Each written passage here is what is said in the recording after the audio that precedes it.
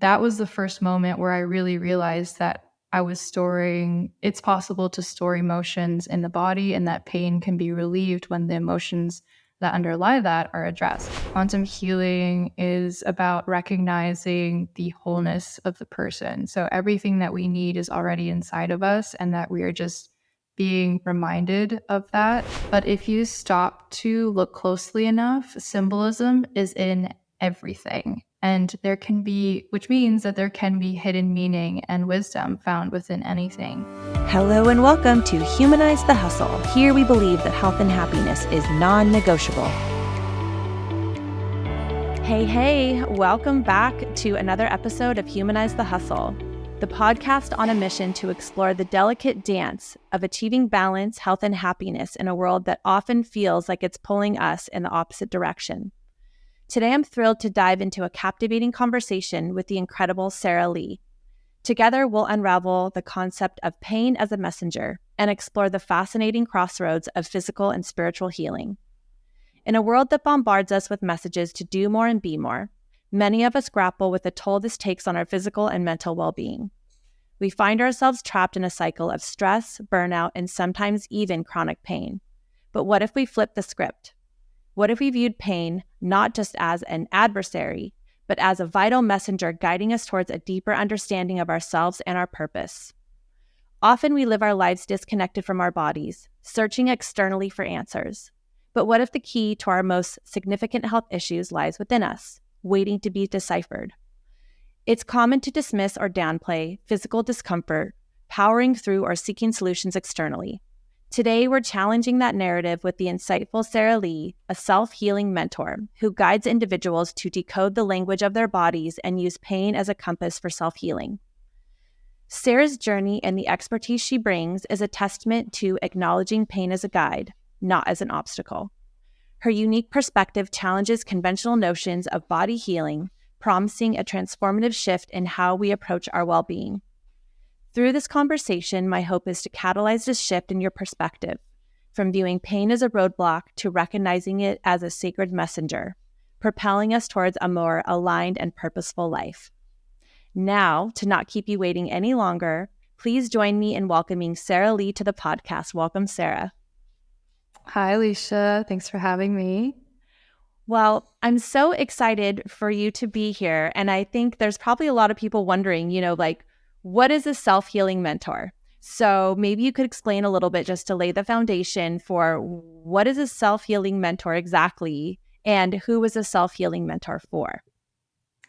Absolutely. So it was really challenging to decide on just one title that encompasses all that I am and all that I do. But I decided on self-healing mentor because the essence of my work is to teach others how to heal their own pain based on the principles that I've personally discovered through both my own journey and clinical experiences too.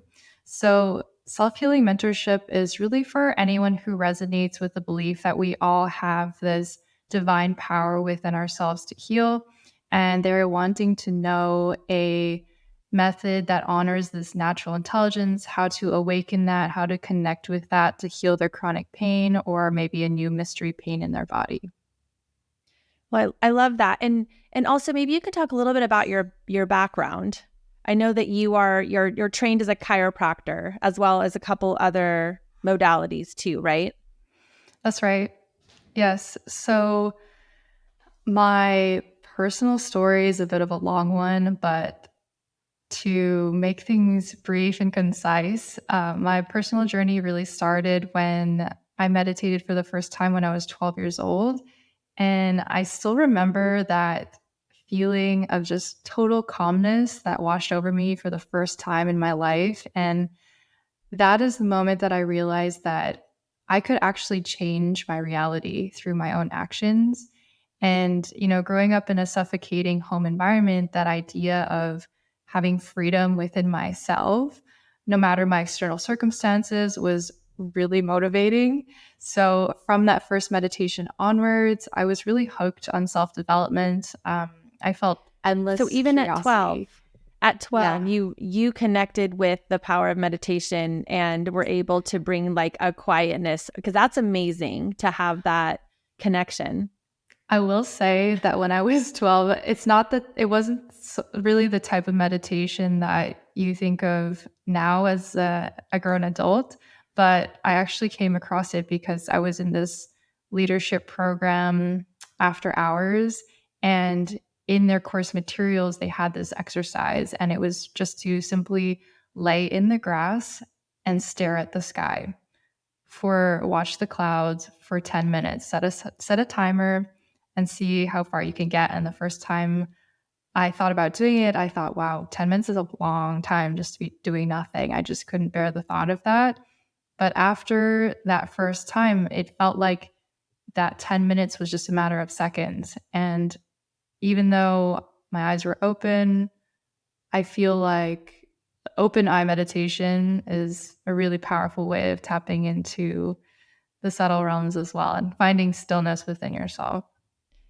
Well, and it's really hard when I have to close my eyes so that I'm not stimulated by external things that are happening around me. So to be able to, I think it just says a lot about you, and like you at such a young age being able to tap into that, I think is like pretty incredible. I have a 17-year-old and a 20-year-old daughter who, like, every time I get them to meditate, I know my older daughter, she probably won't like me saying this, but I tried to get her to do a tapping meditation with me, and she goes, I'll sit here and I'll be quiet, but I won't tap. So I feel like there's just like a resistance sometimes with a lot of children, in trying to tap into that, the pause or the quietness, that we also desperately need. So anyways, I kind of got off topic there, but I know when I was reading that about you, I was like, wow, 12 years old, like, really tapping into meditation, which I thought was pretty incredible. So sorry, go back to your story. So you tapped into meditation. You're already extraordinary, meditator at 12. And then what happened? You could say that. But basically, it sparked this endless curiosity about learning more about myself, because I personally felt like I had no idea who I was when I looked around me and everyone seemed to be so confident in who they were. And so this journey of self-development at its core was always for the purpose of connecting more with myself and finding out who I really was. So then that took me to my high school years, when my path started to lead me in the direction of learning more about the human body and pain. I was a competitive athlete, mostly playing volleyball and track and field, but I still had that spirit of self-development very much within me, because a lot of my athletic skills were self-taught. I would literally run skills camps for myself in my own backyard by myself. So you're an overachiever. Well, yes, I love yes to that. And also I just loved the feeling of learning and mastering something. So yes, definitely overachiever energy. I can relate. Yeah, type A, the type A in me sees the type A in you. I feel so seen. So yeah, I just love to figure out how things worked. And of course, that came with a lot of trial and error. I got injured a lot more than most of my fellow athletes. And eventually in college, as I was working my way through my kinesiology degree, I noticed that my body was feeling all kinds of pains, like shoulder pains, neck pains, back pains, leg pains, hip, but you name it, I've probably felt it at some point in time. And some of these pains eventually turned chronic. So, but I didn't really think much of it at the time, because I just wrote it off as a natural consequence of having so many past injuries. And then fast forward to the end of college, I ended up at chiropractic school here in California. And I say ended up because I really had no idea what chiropractic was just months before committing to it as a career path. All I knew was that it felt so right, and I followed that feeling all the way until I opened my first and then my second clinical practice. And so I think this year is the year that I can finally say that I look back on all of that and understand exactly the purpose of me being a chiropractor. And that purpose was to study alignment. First, I had to really thoroughly learn the principles of structural alignment and how that led to physical pain relief, but also, more than that, I had to learn that alignment and pain relief were so much more than just physical. And I already started to pick up on this in chiropractic school. I really dove into the holistic techniques that address the whole of the person. We would have just a few breaks during our busy school day for club meetings or like early in the morning after school hours. And I was just always in those clubs discovering more. So while I was in school, I got certified in a few techniques like applied kinesiology and neuroemotional technique that are just more holistic. And then eventually that exploration drew me into the world of energy healing. And then I was trained in quantum healing as well. So really, I just learned to further lean into my spirituality. And so as I did that, my work evolved alongside me. And since my work was to be really good at figuring out the root causes of people's pain, my actual ability to pick up on those subtleties of the root causes was super enhanced. And I even ended up developing a form of what's called medical intuition, which generally is the ability to use intuition to receive insight about the deeper causes of people's health ailments. But unlike textbook medical intuition, if you were to Google that, it's kind of the general experience is it's almost like a X-ray vision where you're taught to systematically read a person's energy field and scan it for health issues. But my medical intuition is very specific to just the emotional and spiritual causes of pain. So it comes to me in images, feelings, like I see it as a video playing in my mind. And I never thought in a million years that I would be able to perceive this kind of information.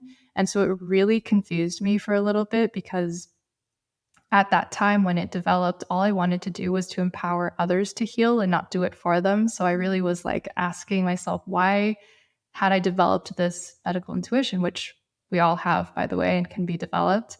So then it dawned on me that I could actually reverse engineer this ability of mine to teach to others. So then I went to work figuring out what sort of information it was that I was actually tuning into intuitively. Then I systematized it and made it as simple as possible, then tested it clinically to see if it could produce similar results to when I would use it to heal myself. And simply the answer was yes. Mm-hmm. And so because of all of this, I found myself wanting to step back more and more in practice, to just be as hands-off as possible and witness true empowerment and healing coming from the client. Trying really hard to embody this belief that healing is not about doing, but it's about being in your own power as much as possible. And of course, there's times for, outside support and intervention, but I would say in most everyday cases that when it comes to healing pain, there is a lot that can be reclaimed. So that's why in a few weeks, I'm stepping away as a practitioner and into full-time mentorship so I can stay in alignment with all of this wisdom that's come to me in the last little bit. Yeah. So maybe give a couple examples of when you really started tapping into this, when you were, doing hands-on adjustments, if you can. So I'm kind of, as you were talking, I'm painting like a picture in my head of you, being in your chiropractic office, like maybe, adjusting somebody, and then like, are you seeing like a vision and you're like, hey, there's, like what, how does that work? Just so people can maybe understand like when you started feeling that and like when it started becoming so apparent that, the people that you were actually touching, it would be better to give them the power to heal themselves. Great question. So it was a very gradual stepping back, I'll say. Like I was very much rooted in hands-on practice. Like, in traditional chiropractic, you have that chiropractic adjustment, which is 100% hands-on. And so going back to when I was in school for chiropractic, I had certified in applied kinesiology too, which is it uses a system of muscle testing to ask the body questions about root causes and also addresses chemical and emotional imbalances in addition to structural imbalances. So from that, I already had a sense that it wasn't just the hands-on physical work that was helping with the pain relief. And I had personal experience in school that I'll give you an example of. That was the first moment that I realized that it's not just physical, and there's a very emotional, energetic component to it as well. And it was when I was doing this neuro-emotional technique workshop or seminar as a student in school. And this technique is just to help release emotional stress from being held in the body, and just help to process it a little bit easier. And essentially, in the first day of this workshop, it was a 2-day workshop weekend, and it was myself and another student who has never done this before. We were walking through the protocol, just our first round of practice ever. And I had this really sharp neck pain at the base of my skull.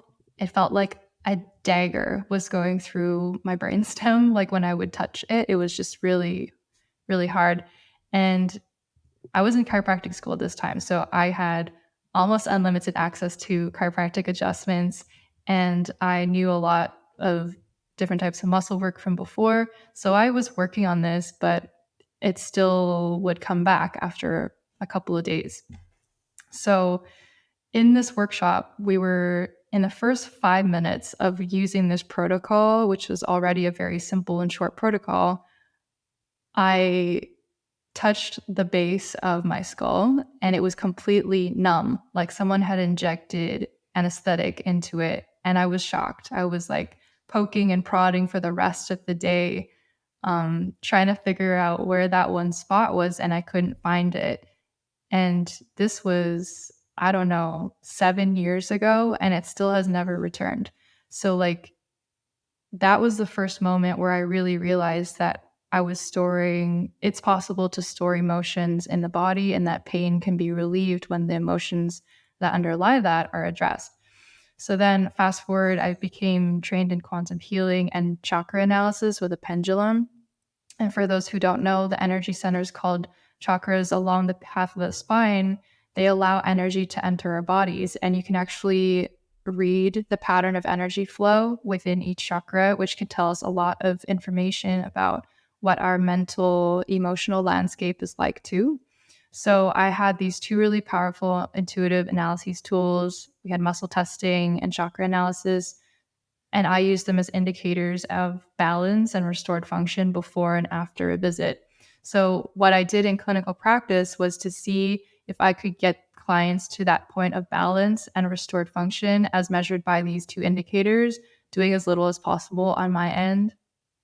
And so instead of actually doing the hands-on adjustments, I would step back and see, okay, can we accomplish this in some other way that doesn't involve me actually delivering a force into their body? And so sometimes we would do other aspects of physical work, and then gradually I would take that out. And sometimes we would just do the emotional work or just do the energetic work. And a lot of that showed to be responsible for the indicators going back to their balanced or normal position. And people would report pain relief. They would experience emotional releases during the sessions. So in the beginning days, that's all I really had to go off of to see that there was change happening. How did they feel before and after the session? What were the indicators showing? Did they release emotions? Did they feel pain relief right at the end of that session and into the future? And so I was looking at all of these indicators as I was doing my testing. But what kind of spurred this on was going back to the medical intuition side of things. Is it's not that I was seeing visions like as I was working on people. It actually started as an experiment. It was just a game for myself. I thought, if I just sit in meditation and open myself up to receiving insights about the causes of people's pain, but without actually doing the testing to see like what would come up. And I didn't really take this seriously in the beginning because I didn't have any expectations. I just thought, I'm just going to try this and see what happens. And I did this with every single new client, and before I ever met them in person, they filled out their intake form, and I did it based on that information for a long time. And then I started to do it with my current clients because like they would resolve one pain and then a new pain would show up. And so I would tune into that as well. I'd write them all down. I actually have some here, just like I would write them down on these square pieces of paper, and I called them a body language reading.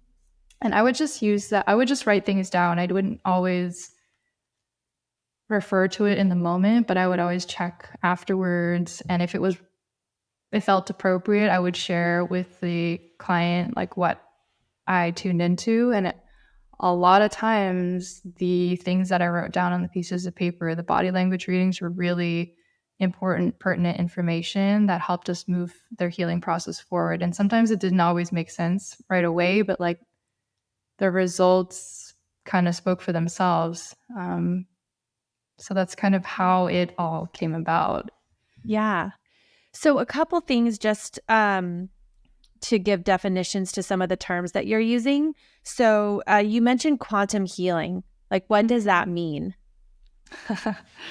That's a great question as well. So all of these definitions, or I don't know if you're going to ask me more, but they're all based on my personal understanding. And I think that definitions can be fluid and change with each person and practitioner's experience. But for me, quantum healing is about recognizing the wholeness of the person. So everything that we need is already inside of us, and that we are just being reminded of that. And so quantum healing is when we basically take a person back to that wholeness within them. There's the quantum field, like the energy field in which all matter in the universe first springs from. And so it's basically the birthplace of everything, and it's also the ending point of everything. So in a sense, to simplify, quantum healing is just bringing you to a place of infinite possibilities where you're actually able to tap into that innate power that you have to heal, to manifest, to bring your gifts into this world. Yeah. So it's really a place of like, they call it 0 point because it's the starting point and you can go anywhere, infinite possibilities in every direction. It's maybe like being in total alignment with like source energy or something. Mm-hmm. Yeah. As you were talking about it, that's just what it was making me think of. I like that. Yeah. And I, like I was saying in the intro, and one of the reasons I wanted to talk to you is because I followed you on Instagram for a while, and I just loved how you're really starting to change your message to being a lot more self-guided and a lot more of like telling people to just trust themselves. And I've been through like so many different, emotional and physical things in my life and even those around me. And I feel like just the search to try to fix things all the time and putting your life in other people's hands to try to have them tell you the answer to what is ailing you, whether it be emotionally or physically. And some people can spend their whole lives searching for an answer through other people. And I really, at this point in my life, have been coming back to like trusting your gut, trusting yourself, like really like, and one of my favorite sayings is like the quieter you get, and I forgot who said it, you might know, but the quieter you get, the more you can hear. And there's so much noise all the time, and you'll go to one doctor and they'll tell you one thing, you'll go to another doctor and they'll tell you another thing. And it's just such a hustle. And sometimes it's like and I even think you said this, like we need to do less, we need to get quieter, we need to trust ourselves.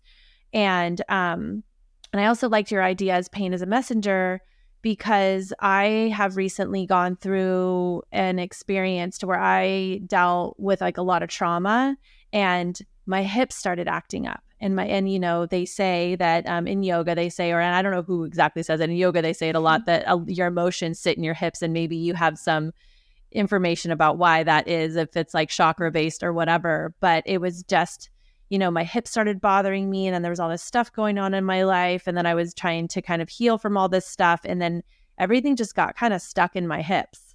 And, I kept on going to the doctor, and everyone's like, I got x-rays, all this stuff. Everyone's like, you're fine. We can't see any reason for this. And so really on the other side of it, it just came out that, it really was emotional based for me. And I really came, and then, and then it sits in your body and you're like, yeah, it's an emotional thing. And then you just feel that like, yes, of your body saying, yep, it's emotional. There's nothing like that you could really do besides trying to fix the energy that's in your body, to fix what's going on in your hips. And so when I reached out to you to have you on, I had just kind of processed all of this. And I was like, yes, it's exactly. I just went through like a couple years of like chasing my hip problem with all these different people, and no one could figure it out, and it wasn't getting better. And, a lot of it just had, and I was like, it's emotional. So maybe speaking about into there, me sharing my story, but with emotional work. So maybe you can talk a little bit about what are the techniques that you give to your patients for emotional release? Like how, if you do deem that something in their body is emotional energy that's stuck, that's causing pain, like what are some of the protocols maybe that you pull from to help people? Or is that not exact? Like, how does that work?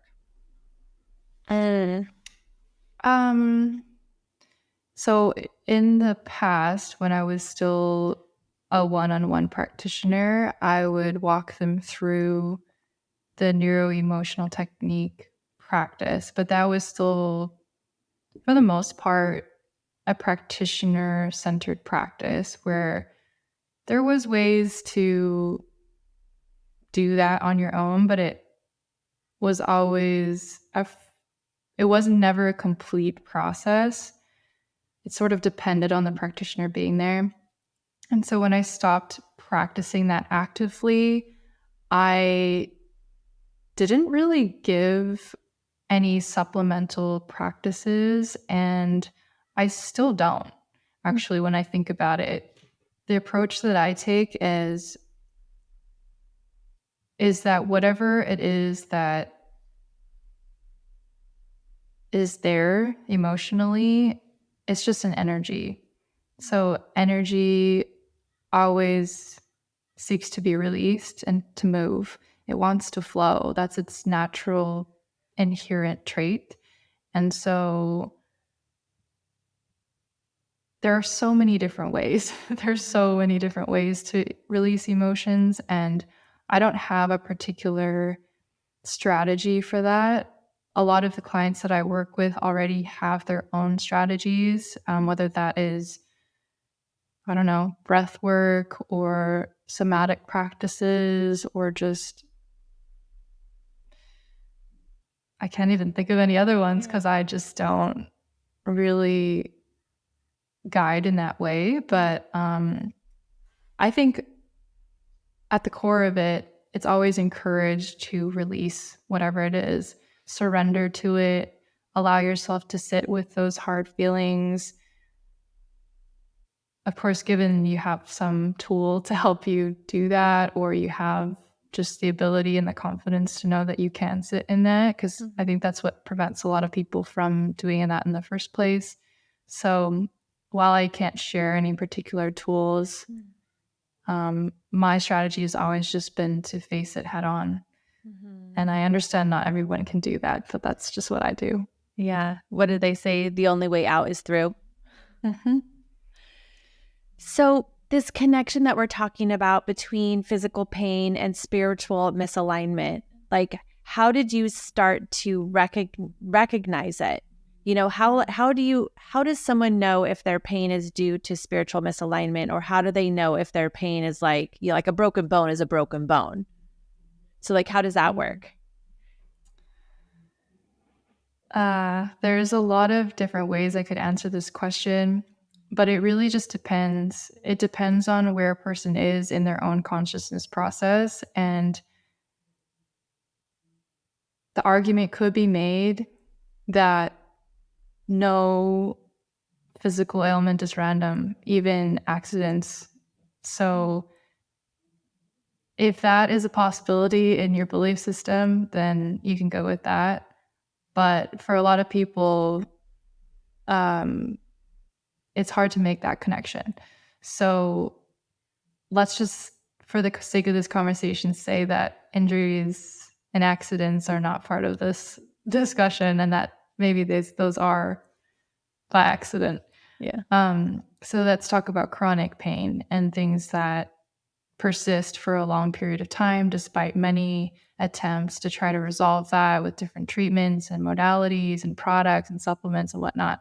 So what I can say to help sort of display this relationship better is I can share my own recent story of when I strung this all together. It might help give some context.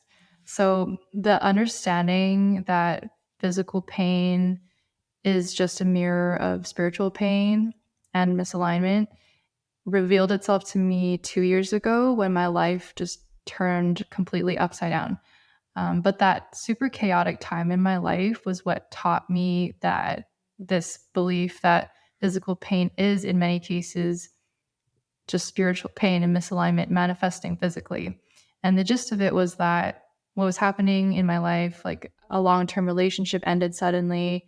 I had to close my first practice suddenly when I ran into unexpected immigration issues. So rugs were just being pulled out from under me left and right. And so I decided to take a hiatus because my intuition was telling me that if I just focused inwards and really faced myself, that everything would somehow sort itself out on the outside. So literally with nothing left to lose, I was like, I'm going to do this like it's my full-time job. So it took the whole year to figure out how I could go about healing from my old patterns that got me into that position in the first place, like perfectionism, people pleasing, relationship codependency, hiding from my power, so many things. And by the way, during this time, my body was in more pain than ever at this point. But for whatever reason, I just ignored my body, despite all the tools that I had and all the ability that I had to do something about it. I set my pain on the back burner and was like, there's other much more pressing things. And I just simply didn't have the capacity to pay attention to anything else. So the healing was super, super difficult work, and of course continues to this day. But during that year, I was able to transform a lot of my old patterns. And like for the first time, I was able to feel more in my power, not care what people thought as much, let go of control, which was a big one for me. Learn to put myself first, identify and take care of my own needs, and so much more. And I worked on all of those ways that I had been completely out of alignment with myself and my authenticity. And then, as a totally unexpected outcome of this alignment on a spiritual and energetic level, my body changed dramatically as well. Like I could feel energetically that I was carrying myself differently, but on a physical, structural level, my alignment itself actually changed. The curves of my spine were restored. My upper and lower cross syndrome, which are like postural imbalances, were balanced out. My bunions reversed. Like I could actually fit into normal width shoes for the first time, which shocked me. And my feet developed functional arches when they were actually flat before. And because my alignment changed, my pain changed too. Like no more neck pain, shoulder pains, back pains, and no more of those nasty trigger points that I've found in my shoulder blades. And then as a cherry on top, right after all of this, and I realized that how much things had shifted energetically and physically, then my life itself suddenly shifted and I was able to get back up on my feet again. All of a sudden, all the immigration stuff that I was waiting on worked out, and I was able to open up my second practice again. Mm-hmm. So this is when I realized for the first time that moving forward, I could use my pain as an extension of my intuition or a spiritual compass, if you will, to let me know when I'm out of alignment. And in treating my pain like a divine messenger, not only was I able to heal myself faster and better than ever before, but I also got life-changing spiritual wisdom from it too. I figured out that this neck pain that I was having that was particularly bad during that year was actually speaking symbolically to how passive I was being in the process. there were specific details about the pain that I keyed in on and was like, oh my gosh, this is literally mirroring to me exactly what is out of alignment and actually how to move forward. If I just take action, if I play my part in the co-creative process, then I can actually manifest what I'm trying to manifest instead of just sitting here idly saying, oh, it's not, divine timing isn't right yet, and just making an excuse for myself. I realized through my neck pain was showing me that I actually just needed to act. Had to stop being so paralyzed about everything and dropping everything when I felt pain. So then, since then, I've had like dozens, lost count now, like more new mysterious pains that have come up. But using these pains to find greater spiritual alignment, like I did before, I was able to heal them in a very short period of time. And it still blows my mind when a pain comes up in the body and I'm able to trace it back to the spiritual misalignment that caused it using symbolism. And then the pain disappears, usually for me, later that day or sometimes immediately. And it still works like that for me today. That's super cool. So are you comfortable to share some of like your favorite spiritual practices? Oh, my favorite spiritual practices? As in, like, what do you mean by that? To keep you grounded. So as you were telling that story and you took a year off, I guess, to kind of heal. And since most of, from what you were saying, most of your pain was emotional or spiritually based, like what types of spiritual practices did you incorporate into your life, like during that year that helped you heal? Yeah, great question. So I leaned really heavily on in the beginning. I was in a total rock bottom and I struggled. I really, really struggled. And I didn't really have tools at that point I had tools, but for some reason they just didn't feel like the right tools. And in that time, my friend actually had introduced me to something called TBM, to be magnetic. And it's a neural reprogramming program that has all kinds of like self-help type healing programs meditations you can listen to, and it reprograms your subconscious. And so I did that like obsessively for a lot more than I was advised to do in the program. But of course, look who we're talking to. And also I just had so much time on my hands. I was like, why not? I can handle it. So I just really went, full on with that. And that really helped me get to a point where I felt like I had my feet touching the ground for once after all that. And then, so that helped a lot. And then more stuff happened later that year, and I stopped, like TBM kind of like phased itself out of my life after it helped me in that one particular scenario. And then what I started to do was a lot of journaling and practicing radical honesty with myself. And that is a very uncomfortable process, but allowing myself to be seen and heard in the ways that I hadn't been as a child really healed me in a lot of ways. I have so many journals piled up in my cupboard from that time. So breath work, journaling sounds like reprogramming kind of some childhood trauma. Yeah. And there's so many tools available. And I think just because something worked for me or something worked for someone else doesn't necessarily mean that it's going to be the same for anyone who's listening, right? It's like things come onto your path at the exact right moment that you need them.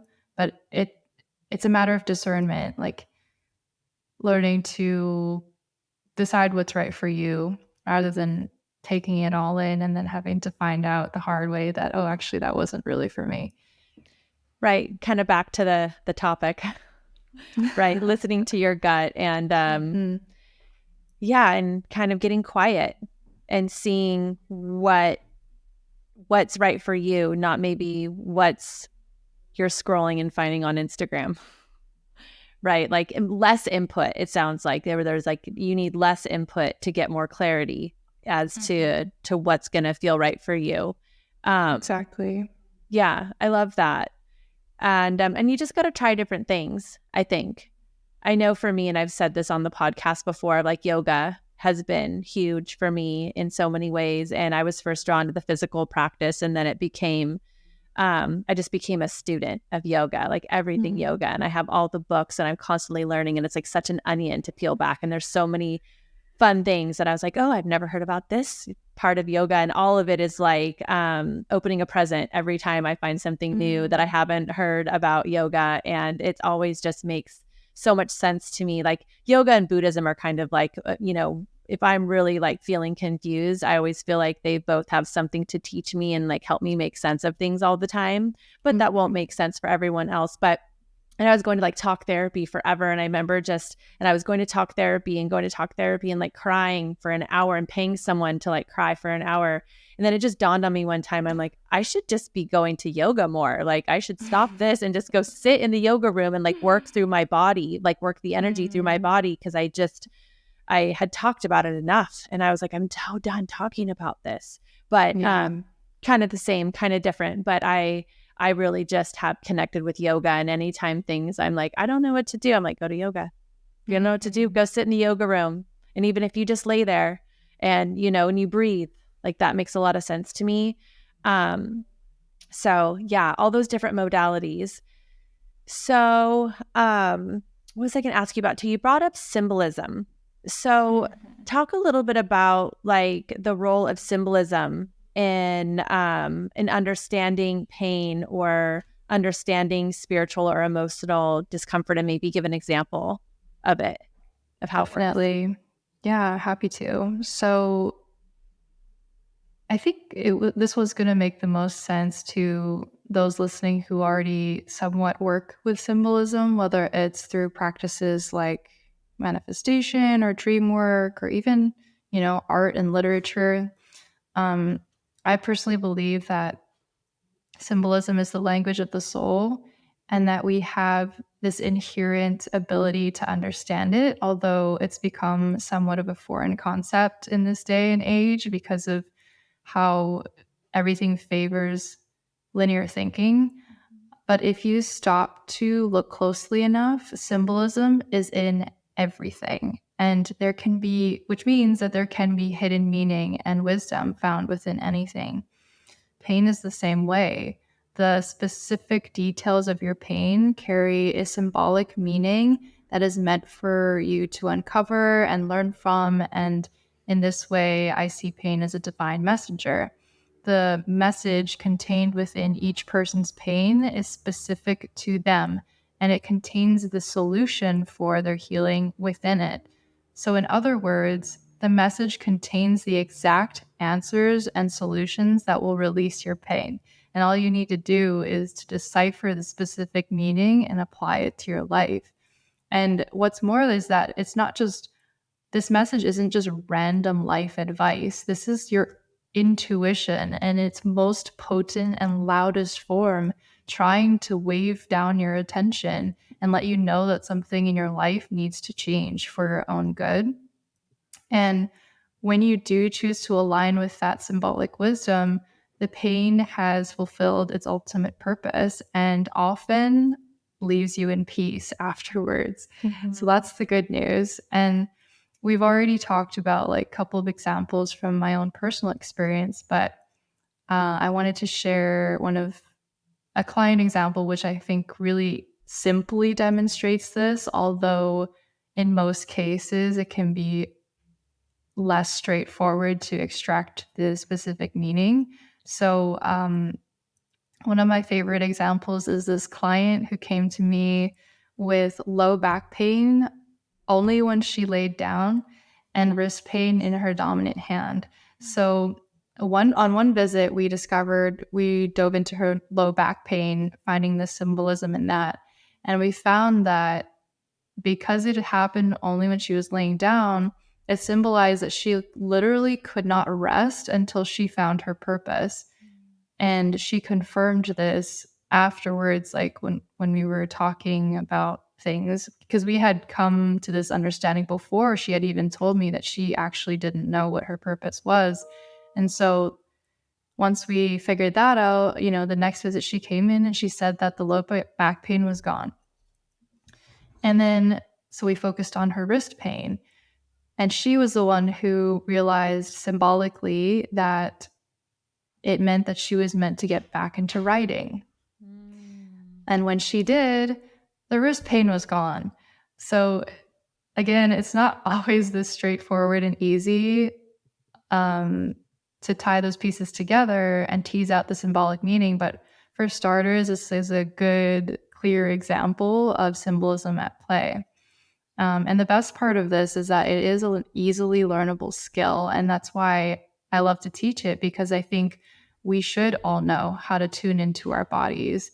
And there are people maybe listening who have already tried to do this, or like elements of this, maybe using Google type like symbolic meaning of back pain or self-help books, but maybe it didn't give you that same pain relief that you're looking for. And for those of you who are in that boat, I would say most likely you just haven't made that meaning specific enough to you. The meaning has to be personal for any meaningful change to take place. So you just have to identify like exactly what that's referring to and then apply it to your life. I love that. That's a really good example. And so are there places in your body or in people's bodies that, like I mentioned, hips and emotions, like, do you feel like there's a map of a body that's like an energetic emotional map that's pretty consistent from person to person? Or is everyone's pain localized in different areas to tell them something different? Am I asking the question right? Does that make sense? I get what you're asking. I've seen a number of different of those maps, like some of the more popular ones and the lesser known ones. And just from clinical experience, like what I always tell my clients is that there are a finite number of diagnoses to which there are an infinite number of possible causes. So one person's back pain is their back pain. And it is for very specific reasons that have to do with what happened in their past, like how they view things, their own belief systems, their thoughts, their feelings, their physical experiences, which are entirely different from another person's. So two people with this seemingly same back pain that's in the same location is happening for totally different reasons. And so for that reason, what I see is that pain can happen anywhere. Emotional, spiritual pain can happen anywhere in the body, and it just depends. It depends on the exact details of like why it's happening. It depends on the person, and honestly, I just see it as the body's intelligence trying to pick something that's really going to stand out to that person and really get their attention. Yeah. A lot of these pains that change people's lives, if you like in general think about that, it's in places that really took people out of their routine. It had to stop them in some way from doing something that they loved, or just really like blocked them from being able to move forward with something that they really wanted. And if you think about it, it's quite clever, right? Because the body's purposefully, lovingly putting a roadblock in your way and saying, hey, pay attention to this, please, so that we can actually move forward with what you want. Right. So in that way, pain is always, its higher purpose is always to serve you and your highest good, not just to make your life miserable. Right. And if you don't listen to it, the subtle pokes will become screams. Yes, exactly. So, yeah. And also there was something you said earlier that I wanted to come back to. And I think when your life is out of balance and there's more things in your life that are like not in alignment, then you like, you start getting these pains, and your way of healing it was to just kind of bombard is not the right way, but just really dive into bringing more self-care, more love, more listening, more alignment into your life. And I kind of feel like your life is kind of like your gut health. Like you always want more good bacteria, in your gut than bad bacteria. And if there's too much bad bacteria, then you kind of have to focus on your gut and put more good bacteria in there. And I always feel like your life is kind of the same. It's a balancing act. Yes. Yeah. Like you'll start not to feel good if there's more, I don't like to say bad, but if there's more things that are not aligned, and then you have to work really hard to put more good things that are in more alignment so that you feel better in your life. And so I think that's just a good takeaway for this, that, that pain is telling you that something's out of alignment, and you really need to get clear on where it's out of alignment, and then focusing on what it's going to take to bring you back into alignment. And then like, it does become like your job. Like I always tell people with my health coaching, right? Like essentially you like become your own hobby. Like you have to love yourself enough to just spend all day being like, what else nice can I do for you today? Like, do you want to go for a walk, or do you want like a super yummy meal? Or maybe you want to go meditate and sit in the sauna for an hour and like not do the dishes, or, just like those choices that you make to just make yourself your top priority. And so many of us don't do that. Yes. So just a good excuse to just take really good care of yourself. Exactly. And that echoes before, like I was saying, I became my own full-time job.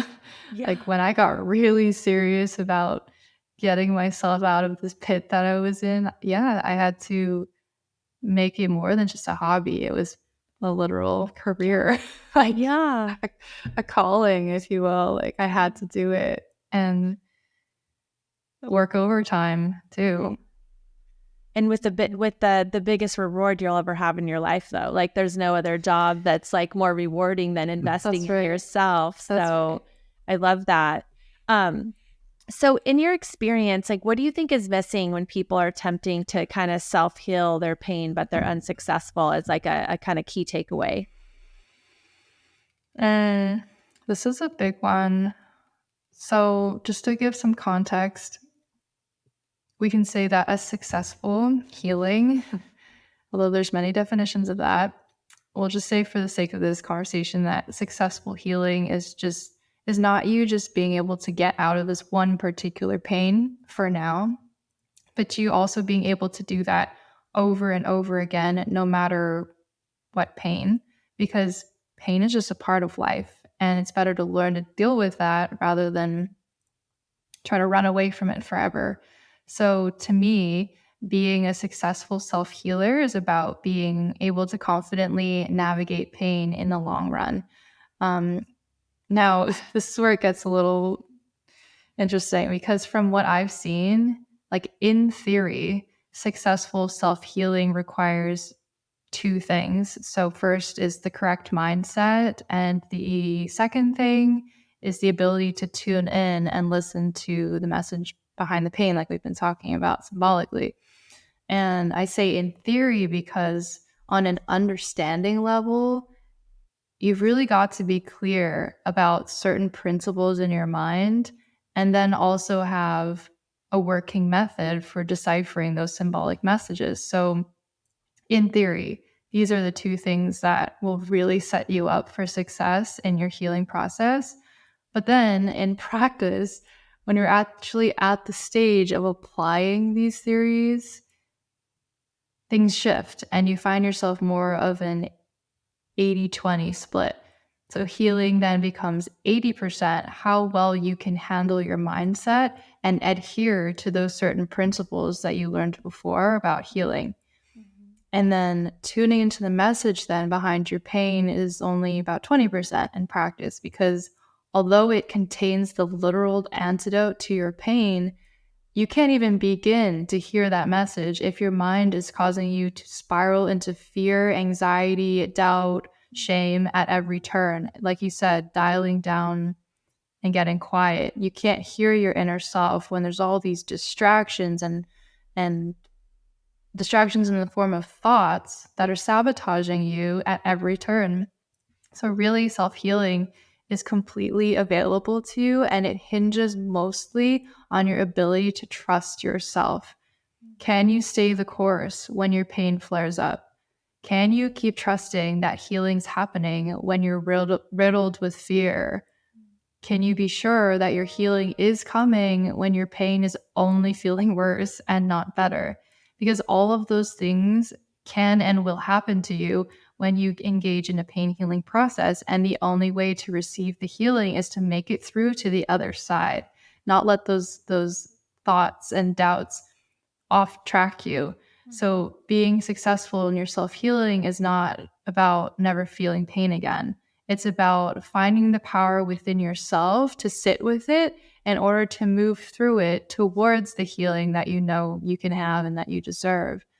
And so that's why, honestly, this reason is the reason why I started my intuitive pain healing program, is because I found it incredibly frustrating to see this potential within people to heal themselves and see them not get there because of just this one thing alone. Mindset is an incredibly difficult part of this journey, and it's so much easier when you have like a loving and supportive environment, and of course a place to learn and practice your tools for self-healing. Yeah. And I want you to get in. I have one more question, that I want you to talk about your intuitive pain healing program that you have. But one last question before we get there. So do you feel like your approach is a replacement for like Western medical in some cases, or can it work in parallel to help like Western medical approaches? And I know this is like Western medical is like a huge like statement covering a lot of different things. But, let's say if someone had cancer and they were going through a cancer protocol, I would think that in their mind, they would have to believe that they could get better, right? And have to have all of these emotional healing things you're talking about working through, and all these skills to like actually heal and like have the medicine work. Do they ever work like side by side, do you think? Or is like one of them like more of a replacement, or are they oxymorons? So yeah, that's a great, interesting question, because of course, like we said, there's a time and place for medical intervention. Like, of course, there are times when in a crisis, self-healing is going to get you nowhere. Yeah, like you're going to need a little bit of help. But if you're not in a life-threatening emergency, there's a huge application for self-healing, and particularly like the mindset portion. And let's just, for the sake of this part, say it doesn't matter like what technique you use or which program you're a part of or blah, blah, blah. Like method, scratch that. Like the mindset part is where, yes, no matter what you're going through, pain-wise, physically, or life-wise, having a strong mindset and belief system that empowers you is always going to be a key factor in your healing, no matter what approach you take. Right. And so, yeah, these principles are applicable to, I think, everything in life. And that's why, we're multidimensional beings. Our pain physically is not different from our life pain. And like all of the things we learn through our physical experience applied to our life experience and vice versa. So yes, absolutely. Like they can be side by side, and it's not this or that approach is better. It's like this and that approach. Like do whatever you need to do, combine however many therapies you need to get better, because that's just an ego trip. Like, yeah, who cares, honestly? Like if you're not hurting yourself and you're not hurting other people, like do everything that you need to do and mix it all up as you need to, because no one thing is meant to fix you or heal you. It's like you got to find that out for yourself, what works. Well, I was asked that question because my experience with Western medical is that it's missing everything we've talked about today. And I was thinking, like, what a beautiful compliment for, like, if Western medical could just be a little bit more holistic and bring in more of the mind body, and could help people approach their healing. Like, I was just thinking, like, if someone goes and let's say something happens to their leg and they're like, you'll never walk again. The people that end up walking again are always the ones that have the right mindset and believe that they can and believe of their power of their body to self-heal. And so I was just kind of coming around and I'm like, what a beautiful compliment to any kind of pain or any kind of thing that someone's going through, because it just can be so frustrating navigating Western medical. And you do just feel like, the doctors are trying to put a Band-Aid on it or like hand you a pill. And like, what an empowering component to add. Just like more people should know that like there's a whole mindset component to this healing, which is what we've covered today. And what a beautiful like missing piece of the puzzle that most people should be considering when it comes to healing their body is like, don't forget about how important this mindset is and how important physical and the spiritual and emotional piece is of your healing process. So I was just thinking it was like actually a really beautiful compliment to Western medical, because that's just always been missing. Like, I always just want to go to the doctor and have them like talk me up, like talk up my own innate power of healing, but they never do. No. They'll never tell you that. So that's where that question came from. I just have to share something that reminded me. So I know exactly what you're talking about, and pretty much every client of mine ever has also come in with like somewhat of a similar sentiment where they didn't get what they needed from this one place, and now it's like there's a little bit of frustration in that. And my mentor, one of my early days mentors, once said to me, which I thought was pretty funny, was like, he's like, when like, so every industry, every approach has its own paradigm, and expecting, for example, Western medicine to step outside the Western medicine paradigm would be like going to McDonald's and asking for a steak. Like, that's just not what they do. Right. It's like, that's just literally not what they do. So maybe we're looking in the wrong place and expecting something that is the way that it is to be different than what it is. So maybe we just got to find something that resonates. Yeah. I mean, that can apply to so many things in life too. Just wanting someone or something to be different than it is, and then being frustrated when it's not. It's not. Yeah. I mean, it's I hear ya. But that's what insurance covers. So, there's another discussion there. Exactly. But I mean, hey, if you got it, why not? But yeah, it just doesn't make it wrong, right? It's just like, it's just a different way to cut the cake, different point of access. You go through it. Sometimes you get frustrated and you learn something. You take that with you and you move on to something that works better for you. I use it as a data point in a whole spectrum of data points that I need to consider. So for me, everything's just data. And I keep on looking for the answer until someone tells me what I want to hear, honestly. But I like that. That's a very detached way to do it. I'm like, I don't like what you just said to me, so I'm going to go ask somebody else until someone tells me what I want to hear.